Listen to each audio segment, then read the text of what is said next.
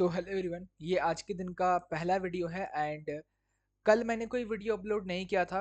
मतलब कि एक दिन यार पूरा बिना वीडियो अपलोड के चला गया। रीजंस कुछ थे। खैर कभी और बात करेंगे उसके बारे में, क्योंकि यार ज़्यादा तो टाइम लग जाएगा। खैर कुछ रीजंस थे, इसी वजह से यार मैं वीडियो नहीं अपलोड कर पाया। एंड रीजंस यार थोड़ा सा आप कह सकते हो सीरियस टाइप में थे, जो कि सॉल्व नहीं हो पा रहा था जल्दी से। तो ठीक है। एंड अभी जो है फिलहाल के लिए मैं वीडियो अपलोड कर रहा हूँ कुछ और तरीके से, क्योंकि कुछ टेक्निकल एरर आ गया था। फिलहाल के लिए आप ये समझ करके रखो। खैर आप दिन देख सकते हो, 25 तारीख को कोई वीडियो नहीं आया था, 26 तारीख को ये वीडियो आएगा, क्योंकि आप देख सकते हो रात को 12 बज रहे हैं एंड मैं इस टाइम पे वीडियो बना रहा हूँ। और खैर जो भी है स्टार्ट करते हैं। सबसे पहले तो यार सब्सक्राइब कर लो। 886 सब्सक्राइबर्स हो चुके हैं। सब्सक्राइब करो चैनल को, क्योंकि 900 सब्सक्राइबर्स का टारगेट है। तो सब्सक्राइब करके बेल नोटिफिकेशन ज़रूर से ऑल पे सेट कर देना। और अगर आप देखोगे शायद 14 सब्सक्राइबर्स और बाकी है, तो सब्सक्राइब कर देना। तो स्टार्ट करते हैं वीडियो को। इस वीडियो में बात करने वाले हैं कमेंट रिक्वेस्ट के बारे में। एंड अगर आपको किसी भी स्टॉक में कोई डाउट है, जस्ट आप कमेंट कर सकते हो कि अगर आपका XYZ ABC कोई स्टॉक है, तो XYZ स्टॉक में मुझे ये डाउट है। आप सिर्फ स्टॉक का नाम मत कमेंट करना, स्टॉक के आगे पीछे आप कुछ लिखना। आपको जो भी क्वेश्चन है, कुछ भी क्वेश्चन है, अगर कोई यूनिक क्वेश्चन है, अगर आपको फंडामेंटल जानना है, technical, business, support, resistance area और फंडामेंटल डिटेल में, या बिजनेस फंडामेंटल, या कुछ और अगर आपको जानना है, आप उस चीज़ को लिखो। नहीं तो यार अगर आप नहीं लिखोगे तो मुझे समझ में नहीं आता है, और वीडियो बनाने में भी तकलीफ होती है। आज का कुछ कमेंट वैसा ही है। इन्होंने लिखा हुआ है हिंदुस्तान शुगर। अब यहाँ पे मैं आपको बताता हूँ सबसे पहली बात कि यार इन्होंने कुछ नहीं लिखा हुआ है आगे पीछे कि यार हिंदुस्तान शुगर के बारे में आपको क्या जानना है। आपको इसके बिजनेस के बारे में जानना है, फंडामेंटल जानना है, टेक्निकल जानना है, या आपको सब जानना है। अगर आपको डिटेल्ड वीडियो चाहिए तो वो भी आप लिखो कि मुझे इसका एक डिटेल्ड वीडियो चाहिए। तो ये एक बात हुई। एंड सेकंड थिंग मैं आपको बताता हूँ, जस्ट मैं यहाँ पे आ जाता हूँ। और क्योंकि इन्होंने कुछ नहीं लिखा है तो मैं डिटेल में ही बात करूँगा। दूसरी बात ये है कि इन्होंने लिखा था हिंदुस्तान शुगर। और आई थिंक ये बजाज हिंदुस्तान शुगर की ही बात कर रहे हैं, क्योंकि हिंदुस्तान शुगर नाम से कोई स्टॉक नहीं है। वो नाम है बजाज हिंदुस्तान शुगर। तो आई थिंक वो इसी के बारे में बात कर रहे होंगे। तो स्टार्ट करते हैं वीडियो को विदाउट एनी डिले। तो सबसे पहली बात कि कंपनी करती क्या है। तो कंपनी शुगर बनाती है, ठीक है, जो चीनी होती है, ठीक है। यहाँ पे देख सकते हो, company is engage in manufacturing of sugar, ठीक है, प्राइमरीली, ठीक है, क्योंकि उसके बाद alcohol, ethanol and generation of power. तो कंपनी क्या करती है, शुगर बनाती है, अल्कोहल बनाती है, इथेनॉल वही हुआ, और जनरेशन ऑफ पावर। यहाँ पे अगर आप देखोगे शुगर से आता है 76%, इसीलिए मेजरली मैंने कहा शुगर बनाती है। पावर से 13% एंड डिस्टिलरी से 11% आता है। तो मेजरली जो होता है वो शुगर से आता है। अब मैं इसके बिजनेस के बारे में बात नहीं करने वाला, क्यों?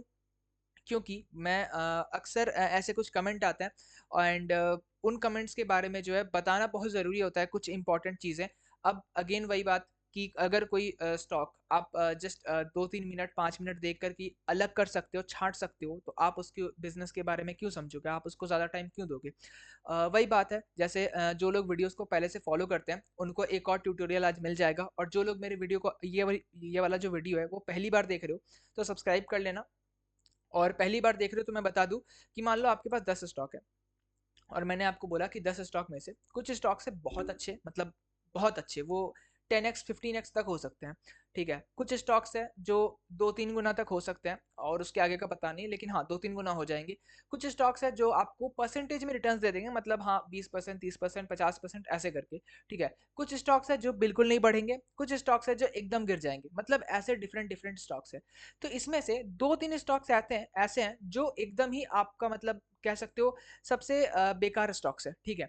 तो अब इन 10 में से उन 2-3 स्टॉक्स को छाँटने का तरीका मैं इसमें आपको बताने वाला हूँ, जिससे आप 2 मिनट में देख करके समझ जाओगे कि ये स्टॉक जो है अच्छा है या बिल्कुल ही बेकार है, ठीक है।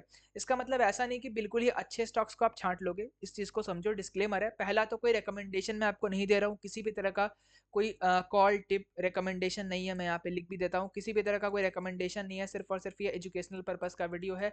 अगर आपको कुछ भी करना है, इन्वेस्ट करना चाहते हो, बाइंग सेलिंग कुछ करना चाहते हो, तो आप अपने फाइनेंशियल एडवाइजर से पूछो, एनालाइज करो, देखो, उसके बाद जो करना है करो, मेरे बात पे मत करना। ओके, सो अब मैं वापस आता हूँ। तो मैं ये कह रहा था, जैसे मैंने बताया 10 हैं स्टॉक्स हैं, ठीक है। अब इसमें से जो मैंने कहा बहुत अच्छे हैं, जो 10-15 गुना हो सकता है, उसको छांटने का तरीका मैं नहीं बता रहा हूँ। मैं जो 2-3 गुना हो सकते हैं उसको भी छांटने का तरीका नहीं बता रहा हूँ। मैं जो परसेंटेज में आपको रिटर्न देंगे उसको भी छांटने का तरीका नहीं बता रहा हूँ। मैं उसको छांटने का तरीका बता रहा हूँ जो आपको मतलब सबसे बेकार जो स्टॉक्स है इस 10 में से, अगर मान लो मैंने बता दिया कि यार 10 में से ना 2 स्टॉक्स खराब है, एकदम ही बेकार स्टॉक्स है, ठीक है, आप उन्हें बाहर निकाल दो। तो बस वही तरीका मैं बता रहा हूँ कि इन दोनों को पहचान करके आप बाहर कैसे निकाल पाओगे, ठीक है। खैर, और स्टार्ट करते हैं, क्योंकि यार जो स्टॉक्स खराब है उन पे ज़्यादा टाइम वेस्ट नहीं करना चाहिए मेरे हिसाब से। एंड अगेन मैं एक चीज़ आपको बता दूं, इनका जो भी नाम है, ठीक है, जो इन्होंने कमेंट किया है, या फिर आप लोग जो वीडियो देख रहे हो, जो व्यूवर्स मतलब जिनका इन्वेस्टमेंट है इसमें, ठीक है, थोड़ा सा आपको स्ट्रॉन्ग वर्ड्स लग सकते हैं, थोड़े बुरे लग सकते हैं words, but the truth is this कि ये बिल्कुल भी अच्छा नहीं है, ठीक है, मेरे हिसाब से। अगेन कोई रिकमेंडेशन मैं नहीं दे रहा हूँ, मेरे हिसाब से ये स्टॉक बिल्कुल अच्छा नहीं है। स्ट्रेट फॉरवर्ड बात है, मैं घुमा फिरा करके नहीं बोलता, मुझे ये अच्छा नहीं लगा। अब क्यों अच्छा नहीं लगा मैं वो आपको बताने वाला हूँ इस वीडियो में, ठीक है। सो मैंने वही कहा कि आपको थोड़ा बुरा लग सकता है सुनने के लिए, बट हाँ, आपको समझना होगा यार, जो चीज़ अच्छी नहीं है नहीं है, और जो चीज़ अच्छी है वो अच्छी है। तो स्टार्ट करते हैं। सबसे पहले तो आप इसका मार्केट कैप देख लो, इसका मार्केट कैप है 3,000 करोड़ का, मतलब एक स्मॉल कैप कंपनी है, ठीक है।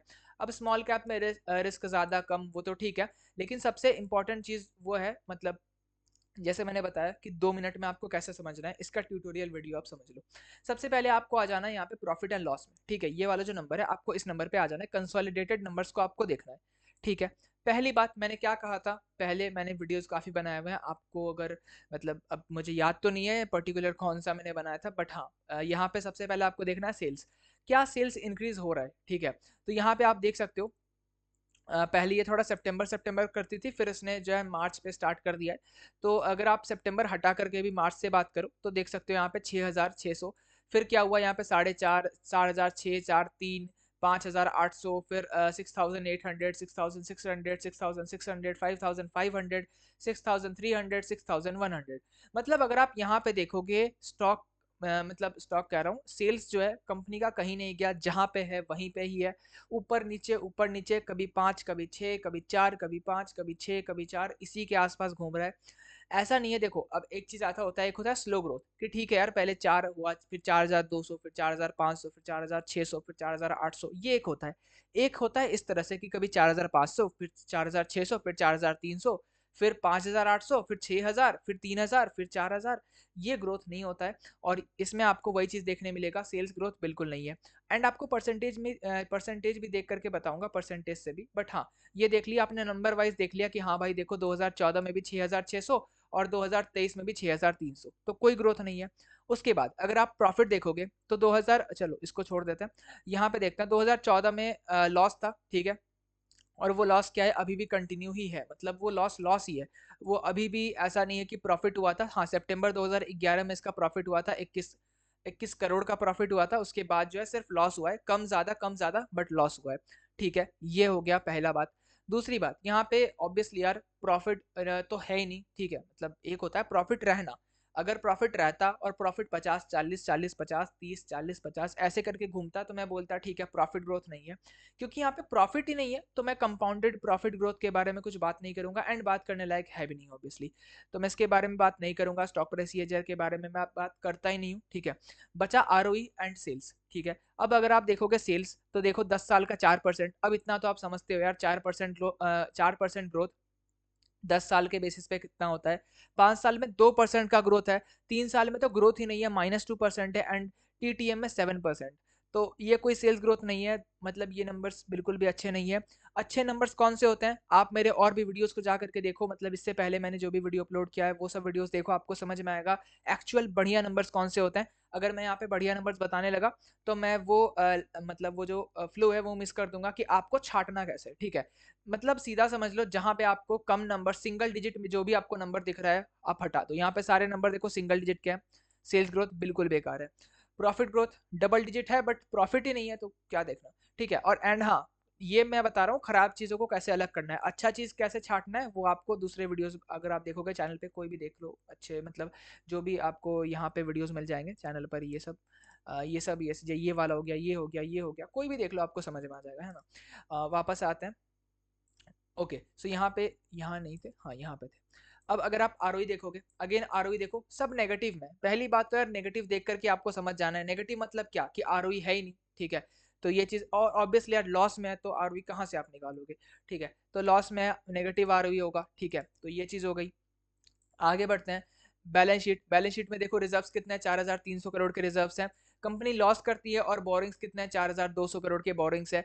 अगर कंपनी का देखो, अब मैं बोलता हूँ बोरिंग्स लेना अच्छी बात है। अगर ये बोरिंग्स होते, मैं ये नहीं कह रहा बोरिंग्स खराब है, एक्चुअली बोरिंग्स तो बहुत ज्यादा है, ठीक है। कंपनी का मार्केट कैप ही 3000 करोड़ का है और बोरिंग्स कंपनी ने 4000 करोड़ के लिए हुए, ठीक है।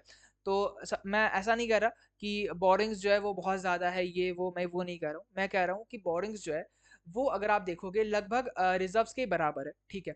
तो जनरली मतलब इस केस में बोरिंग्स बहुत ज़्यादा है, बट अगर ये दूसरा कोई कंपनी होता जिसका आरओई काफ़ी अच्छा होता, मैं कहता कि चलो फिर भी जो है बोरिंग्स ज़्यादा है, बट वो बैलेंस हो सकता है। क्यों? क्योंकि आरओई अच्छा है। क्योंकि इसमें आरओई बिल्कुल भी नहीं है तो बोरिंग्स नहीं आएगा, मतलब बोरिंग्स जो है बहुत मुश्किल है इसको कवर करना, ठीक है। उसके बाद अगर आप देखोगे यहाँ पे लॉन्ग टर्म बोरिंग, तो लॉन्ग टर्म बोरिंग ही लगभग पूरा लॉन्ग टर्म बोरिंग है, शॉर्ट टर्म बोरिंग तो 450 करोड़ है। मैं हमेशा कहता हूँ इस तरह से डिस्ट्रीब्यूटेड होना चाहिए, इस तरह से कि लॉन्ग टर्म बोरिंग कम रहेगा, शॉर्ट टर्म बोरिंग ज्यादा रहेगा। लेकिन उसके बाद कंपनी ने क्या किया, लॉन्ग टर्म बोरिंग को इतना ज्यादा कर दिया और शॉर्ट टर्म बोरिंग बिल्कुल ही गायब कर दिया। तो ये गलत चीज है, ये बहुत बहुत गलत चीज है, ठीक है। लॉन्ग टर्म बोरिंग कंपनी बर्बाद करके रख देती है। ओके, ये एक बात हो गई। उसके आगे अगर आप जाओगे तो एक चीज मैं आपको और दिखा दूं। अब बोरिंग से क्या होता है, बोरिंग से आता है इंटरेस्ट। अब देखो इंटरेस्ट कंपनी पे करती है, ये देखो कंपनी का इंटरेस्ट कितना जाता है। एक तो कंपनी प्रॉफिट ही नहीं करती है, और जो भी प्रॉफिट करती है वो लॉस में बदल जाता है। क्यों? आप देखो ऑपरेटिंग प्रॉफिट पॉजिटिव है, कोई दिक्कत नहीं है, 200-300 करोड़ का प्रॉफिट हो रहा है। अब वो प्रॉफिट आ क्यों नहीं रहा है? पहली बात डेप्रिसिएशन। अब डेप्रिसिएशन तो होगा, इसमें कोई बड़ी बात नहीं है, वो तो होगा। लेकिन क्या नहीं हो सकता है, वो हो सकता है इंटरेस्ट। इंटरेस्ट कंपनी इतना ज्यादा पे कर दे रही है कि कंपनी लॉस में आ जा रही है, ठीक है। कंपनी 200-300 मतलब जितना कंपनी प्रॉफिट करती है वो कंपनी इंटरेस्ट ही दे देती है, उसके बाद डेप्रिसिएशन अलग होता है। तो इसी वजह से कंपनी ओवरऑल लॉस में आ रही है।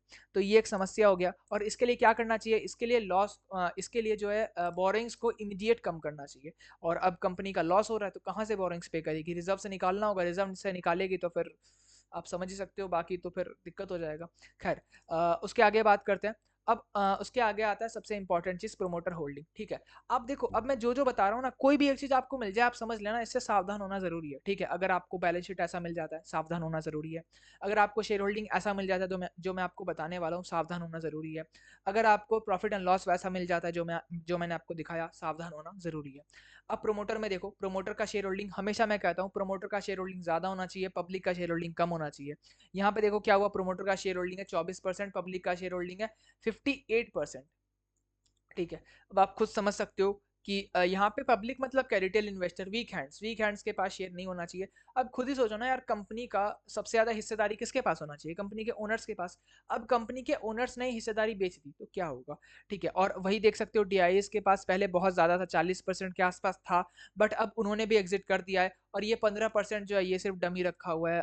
कभी और बात करेंगे उसके बारे में, पर ठीक है। और पब्लिक में भी देखोगे तो सिर्फ रिटेल इन्वेस्टर के नाम पे एक दो इन्वेस्टमेंट, ओके, सो बजाज की एक होल्डिंग कंपनी है, और यहाँ पे एक एचएनआई है। तो अगर आप ऐड कर लोगे लगभग 3%, 3.5%, अगर आप 3.5% माइनस करोगे तो लगभग 55%। तो 55% जो है मेरे और आपके जैसे रिटेल इन्वेस्टर, जिनके पास कम कम पैसा होता है, रिटेल इन्वेस्टर उनके पास है, वीक हैंड्स के पास है इतना 55%। तो ये बहुत ज़्यादा है।